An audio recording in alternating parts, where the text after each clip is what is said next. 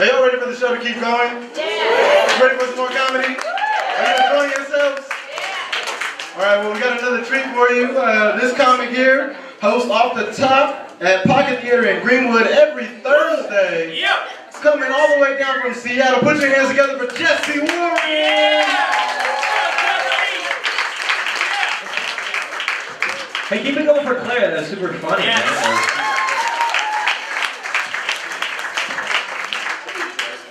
Makes me want to think about more descriptors for my underwear, man. I haven't really thought that much about it.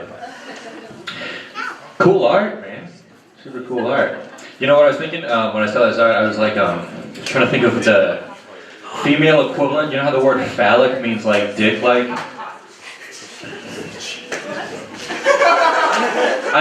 All I could think of was vaginal, but that's not right. But that's not like it's not like that. That's like if penile was the word to describe like something penis shaped. But I don't think so. Like it's like if I were to describe this one's more anal than you know what I mean? But I don't know if that's the right word. I'm proving my point. Who said that? Okay, just for somebody who did not hear that, he said really effective anal. That's what he said. It was crazy. I don't even know what that means. It's actually a crazy thing to say. Because all of his anal thus far, dude, has been ineffective, dude. And he's like, oh, that one was effective. Yeah, man. Step your game up. And more effective. This is like a funhouse interpretation of a vagina. Yo, this one's my asshole after I ate a Starburst. Hey, who you did that, man? Just being honest. Just being vulnerable up here. This one's my asshole in 1D.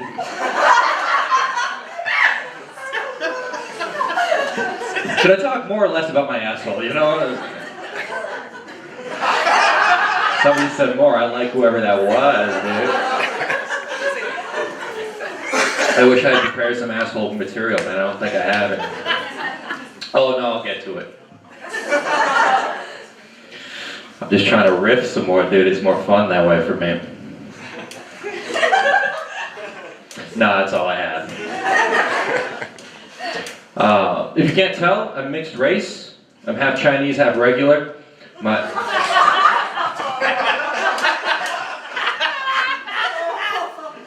Yeah, whatever. My mom is the one from China, of course, and my dad is the one with the fetish. So it's...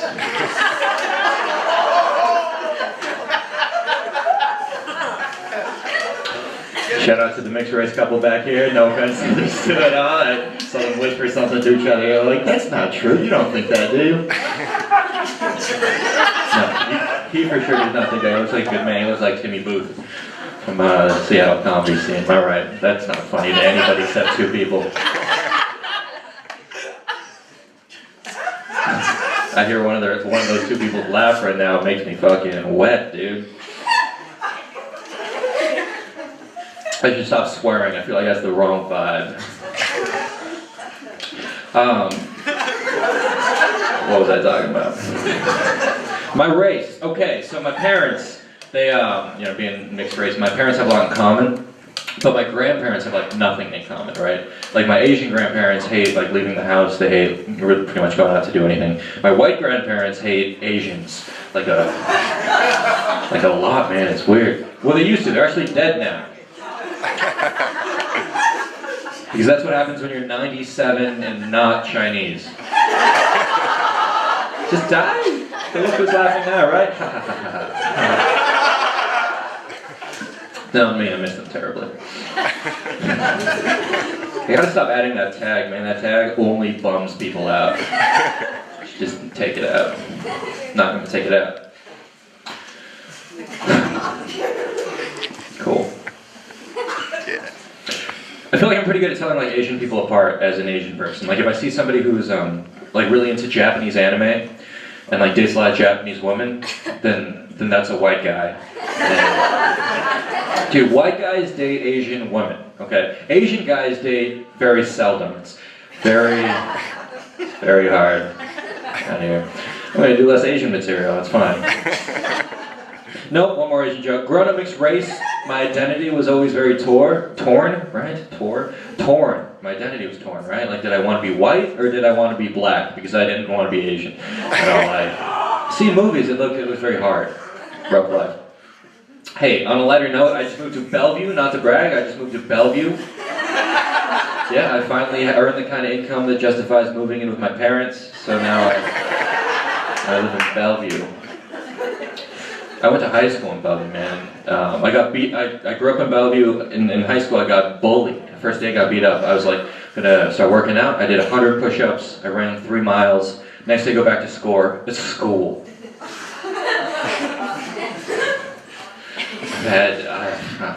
I'm not gonna get into that, man. That's why I don't drink before sets. Go back to school the next day. Bully tries to beat me up again, but this time it hurt more because I was sore from the other day's workout. Dude, it's crazy too. The first time you like lift weights and you get sore, you don't know that that's supposed to happen, so you just assume you have cancer in your biceps. You're like, I didn't know that could even happen. Now I go to the gym to lift weights. I hate this. I was lifting these weights. I hate getting unsolicited advice at the gym. Like, I was lifting these weights, this guy walks up to me, he's like, hey bro, you should move out of your parents' house, you know? Man, that's not pertinent to this context right now. Why are you telling me that here? I do CrossFit because I'm an asshole. I told you I'd get to that asshole material, man. Now I'm here. Just a little foreshadowing for you, baby. Yeah, I do CrossFit. If you don't know what CrossFit is, it's a combination of powerlifting, Olympic lifting, gymnastics, self-worship, and rape culture all crammed together into an hour-long circle jerk filled with just a lot of high-fiving people you don't want to touch. That's what CrossFit is. I think CrossFit's weird, but I also think gyms in general are super weird, right? Like, there are unwritten rules in gyms, like we just let the biggest and strongest guy in the gym grunt as loud as he wants. It's so weird. It's like if we let the most well-read person in a library read out loud. Don't grunt in the gym. Also, don't yell at me at the gym, you know? Like, you got this, man, it's all you! Like, chill out, man, I'm on the elliptical, I know I got this. It's very intuitive, man. When my legs are fatigued, I can use my arms. I've mastered this machine, bro. Dude, that's the cutest voice I've ever heard. It's like talking about just being a dick at the gym, and then I hear like the sound of youth. Seriously, dude, it honestly just sounds like a bunch of like friends eating cookies is what that sounds like. Was that apt? Was that an apt description? It sounds like people who haven't seen each other since college getting coffee is what that sounds like. I'll keep running. This is fun for me.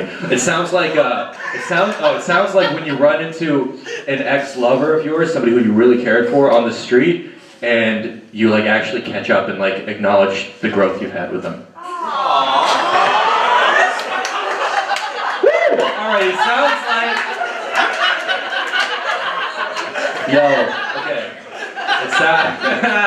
Okay, it sounds like... Oh, dude, it sounds like when you wake up in the morning and it's like...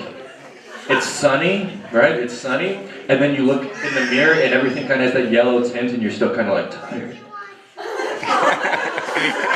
Damn it, alright, I'm done. That's fine. You guys didn't like that one? That was just a personal one, man. You guys are missing out on a really cool, beautiful part of life if you don't feel that one day. When I feel that, my day is made, dude. Yeah. Did you know that this was actually a show about being sentimental? This wasn't a comedy show, is that? Alright. Sentimentality show. That'd be a cool discipline. I'll dissect that thought later. What was I talking about? Nope. Okay, I'm talking about The Bachelorette. Let's talk about this. You guys are familiar with the show? Yes. But thank you for your attempt. Okay, so The Bachelorette, it's the one with 30 guys and one girl, and the winner is the last guy standing, and the losers are everybody who watches the show, because this is not a good show. It's not a good show. If I wanted to watch a bunch of assholes try to chase after some girl, I would just go anywhere. Just go anywhere. That's so mundane, dude. I would just go to any cafe, any Jamba Juice, any Container Store, and they'd be right there in real time. I don't know why you'd watch this show. I apply to this show every year. I apply to be on it every year. They have auditions in Seattle, I apply every year. Fuck you guys, I don't care. I really want to be on the show. I really want to be on it. I really want to be on it so I can ingratiate myself in that community and eventually produce my own spin-off of the show, where 30 orphans compete for a parent.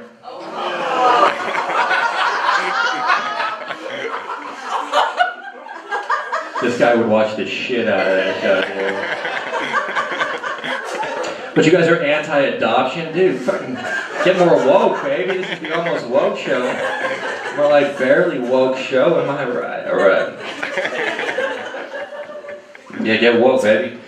I'm in a weird mood today, man. Today would have been me and my ex-girlfriend's 7-year anniversary had we dated for longer than 3 weeks. But I commemorate it every year.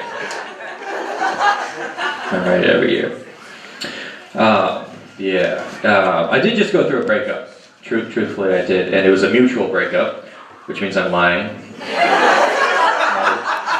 Not a real thing. Just something I tell myself. Well, I also I just wanted to save face, you know. That's what I told her. I didn't want. Anyway, yeah. Okay, so. Yeah, whatever. So I don't know how to cope, right? So in an effort to cope, I decided I would try to. I burned everything she left in my house. She was a bit dramatic. Yeah, I could have just kept the dog, but at the time I was very emotional.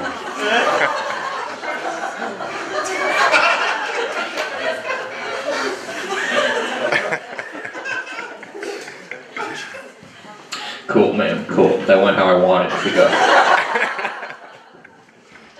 Yeah. I got a friend, he's like always in a relationship. Do you know people like that? He's like, one guy's like, yeah. I know that guy. Yeah, dude, he's like never not in a relationship. And I get it, like she's your wife or whatever, but I feel like you should ease up every once in a while, you know? Alright, I think I'm going to end at that. Thank you guys so much for listening. Keep it going for Jesse Warren. Don't worry, the dog is okay.